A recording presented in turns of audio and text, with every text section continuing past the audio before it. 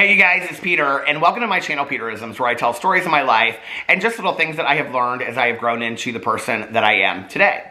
And it is currently 2:03 p.m. on this beautiful Wednesday afternoon in Indianapolis, Indiana. It's in the 50s, and the sun is shining, and blue skies are out, and I can't believe it's almost March already. Spring is right around the corner. So, I just finished making some iced coffee in my new Mr. Coffee iced machine. It says it right there. And I filmed the whole thing and I put it up over on my Peter Does Stuff channel. So go check out that video. I had a lot of fun making it. I brought, let's see, 3 of my favorite books with me today. The Melody Beatty books and the Cindy Spiegel A Year of Positive Thinking book. Let's get in these and see, where are my glasses? Oh, here they are, my reading glasses. Let's get into these and see what they have to say. I think I'm going to start with the Melody Beatty, The Language of Letting Go. This is hands down my all-time favorite meditation book of life. If you want to see it for yourself, I have it listed below in my Amazon store. You do not have to buy it over there. I just have it so you guys can go find it and see what it looks like.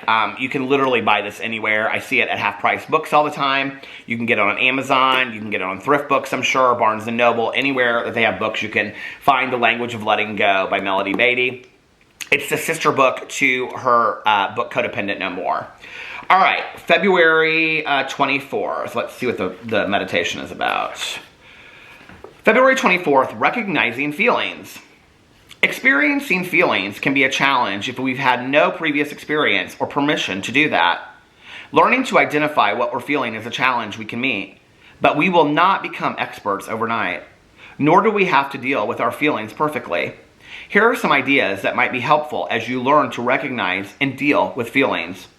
Take out a sheet of paper. On the top of it, write, if it was okay to feel whatever I'm feeling and I wouldn't be judged as bad or wrong, what would I be feeling?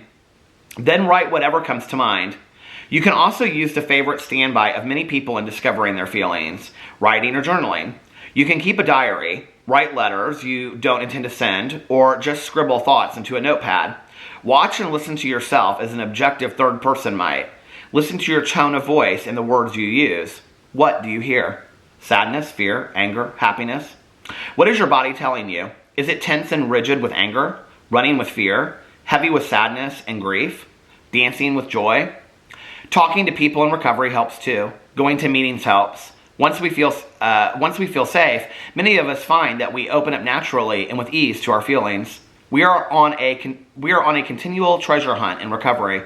One of the treasures we're seeking is the emotional part of ourselves. We don't have to do it perfectly. We need only be honest, open, and willing to try. That's the how of recovery. Honest, open, mindedness, and willingness. Our emotions are there waiting to share themselves with us. Today, I will watch myself and listen to myself as I go through my day. I will not judge myself for what I'm feeling. I will accept myself. There are so many things in this meditation that I think are just really, really important. And one of the first things I want to say is that I love this idea of writing a letter that you never intend to send. It's something that my counselor, when I first got sober, had me do. And it's actually an exercise called the unsent letter. And it's been so powerful for me to do that through the years, especially when I've done it with sponsors. I've done it by myself, just on my own.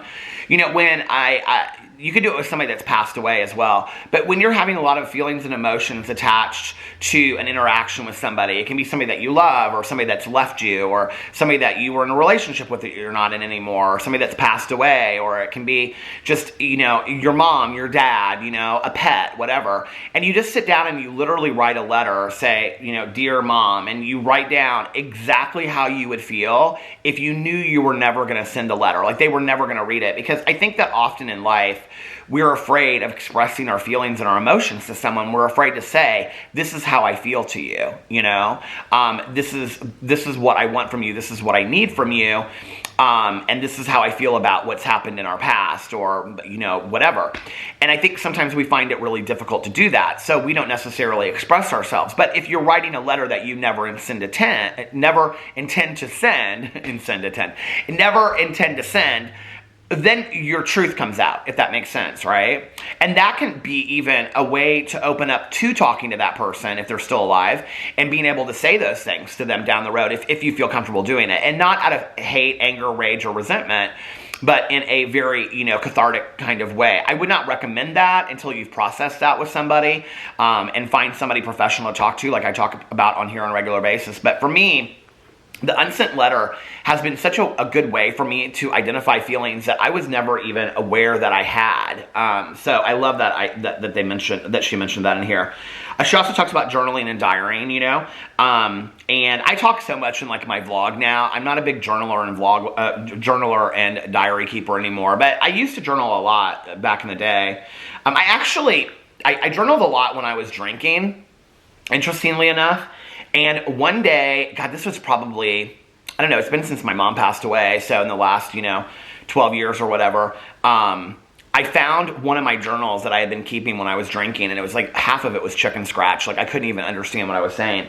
But I was so consumed in my journaling with anger and hate and resentment that I literally could not read this journal, and I ended up tearing it up and getting rid of it. I kind of wish I had kept it now. But it just was like, and and like, as I'm telling the story, I remember also, another journal when I can see myself at my apartment when I was drinking, and this journal that I kept, and I must have read it while I was drinking, and I burnt part of it, and then like put it in like a 2-liter or something with like water, and I wanted to make sure nobody ever read it, and which is funny because like with my inventory, my very first inventory that I ever did in recovery, I wrote a lot of it in code because I was like so afraid that somebody would read it, and whatever, nobody cared. And it's so funny because now I've been doing some inventory. I'm doing this huge inventory with my sponsor this weekend, and I've been keeping the inventory in a notebook in the back of my car. It's just back there. I've had people like, that we go to meetings and whatever in the back of my car, and it's like just sitting there in like a folder, and nobody's trying to read it or anything, So I love this meditation. I think that one of the things that's important, and I've been talking about feelings a lot lately,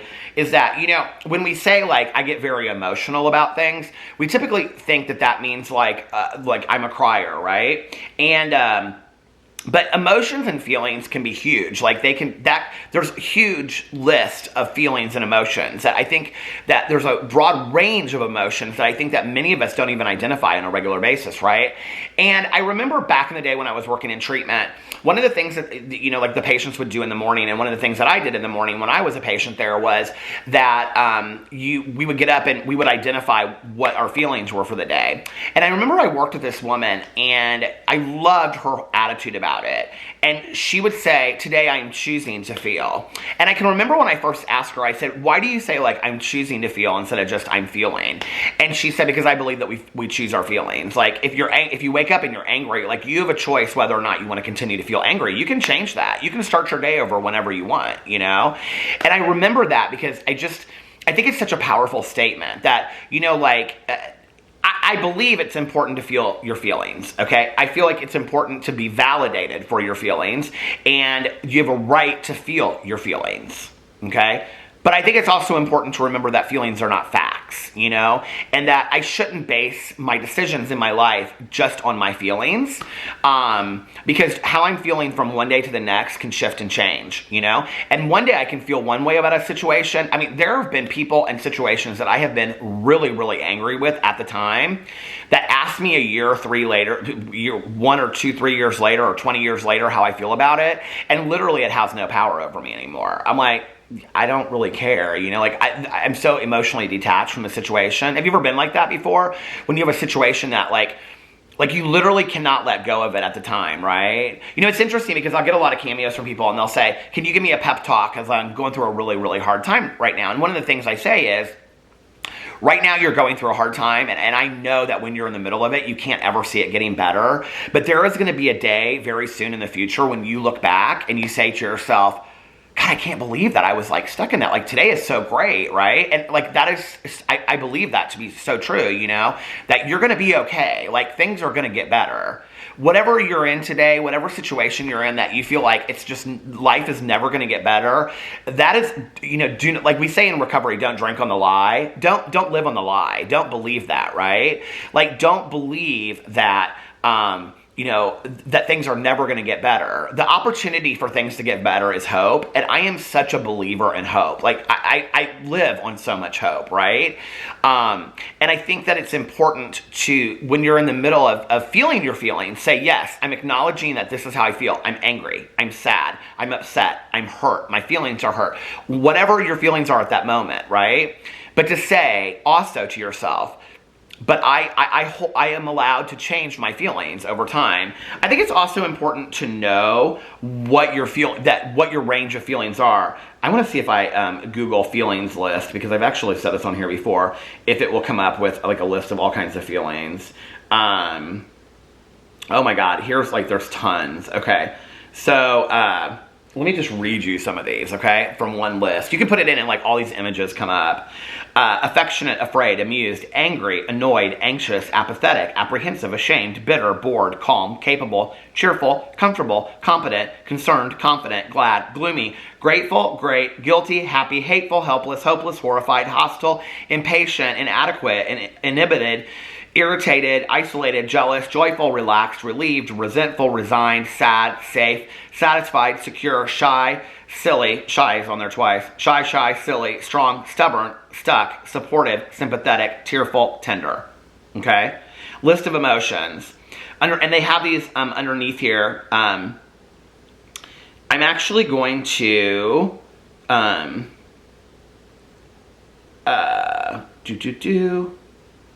Oh, is it a YouTube video? Okay, so I'm gonna actually link this underneath here, so you guys can check it out. Underneath sad, they have depressed, desperate, dejected, heavy, crushed, disgusted, upset, sorrowful, mournful, weepy, frustrated, dismayed. Underneath happy, amused, delighted, glad, pleased, charmed. Well, I'm not gonna link it underneath there. You guys can go check all, this is like, you can find all of these.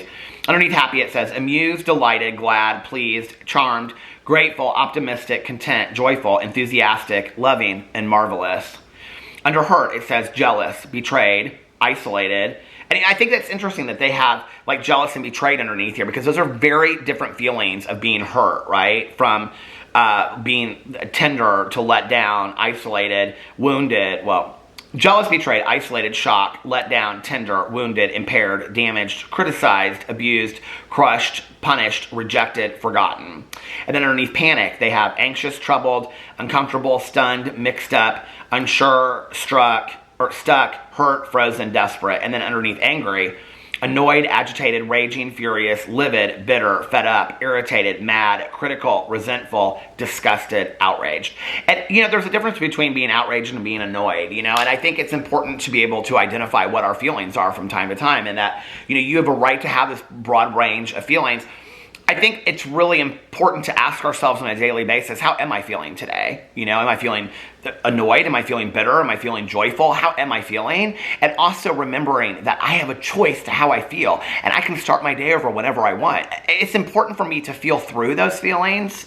But what I said was feelings are not facts, and I do not want to sit there and say, like, I'm angry and resentful at this person today, and I'm going to allow it to affect my entire life. Like, I don't have to do that, So that's a great meditation. All right, let's go on to Melody Beatty's Journey to the Heart. Let's see, February 24th. My battery is like halfway, the halfway mark. I'm like hoping that it doesn't die. Okay, February 24th. There is power in stillness. Our miracles and life's magic don't appear when we're restless and frantic. The miracles and magic happen when we're still, quiet, calm, and trusting. Each of us has favorite items and places that help to calm and quiet us. What stills our mind? A walk in the park, a special place in the city, a quiet room, an old Chanel robe, a rock, a cross, a picture, a lit candle. Use these places and things to find that place of stillness in yourself. Find the power in stillness. It's a power that comes gently, like the morning sunrise or the evening stars. Take time each day to seek out stillness, to find that sacred spot. Let your mind and soul be at ease. Don't grasp and grab for the magic and miracles. When you reside in that place of stillness, the joy, miracles, and magic you're seeking will find you. Great meditation. And, my morning ritual of doing prayers and meditation and, having a cup of coffee or a glass of water. I don't know why a glass of water in the morning really kind of like helps focus my mind, or, just standing in the bathroom and washing my face and brushing my teeth and, just kind of having a couple moments to myself. In the summer, it was so fantastic because it was so nice outside, and I could sit on the back patio while the dogs were running around outside, and I could just read my meditation books and, drink my coffee, my morning coffee or whatever, and just be part of the universe and just be part of the stillness.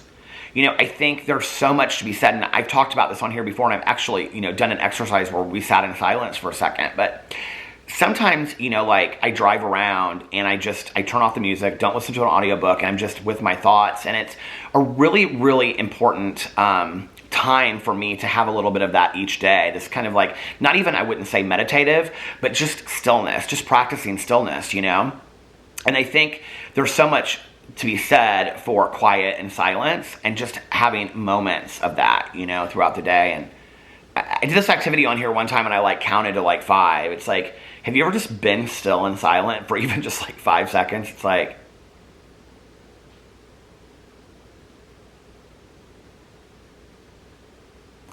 there's such a power in that, right? And I think sometimes I find it difficult to be with myself in silence or stillness because of my thoughts. And I just have, thoughts that just spin and spiral and go all over the place, and, convoluted scripting conversations and, making lists in my head and I have to do this and do it. It's so important for me sometimes to just practice stillness and focus on like, a picture of the beach in my head or the backyard, or, just sitting there and having like a cup of tea or something, or a cup of coffee, and just being, like I've really been practicing being present. And just those moments of silence for me are just so like, they just give me such a piece of renewal, I think, really on a daily basis, and rejuvenation, and just renew my soul. So let me know what you think about those meditations in the comment section below. I love you guys, and I will see you tomorrow. Bye.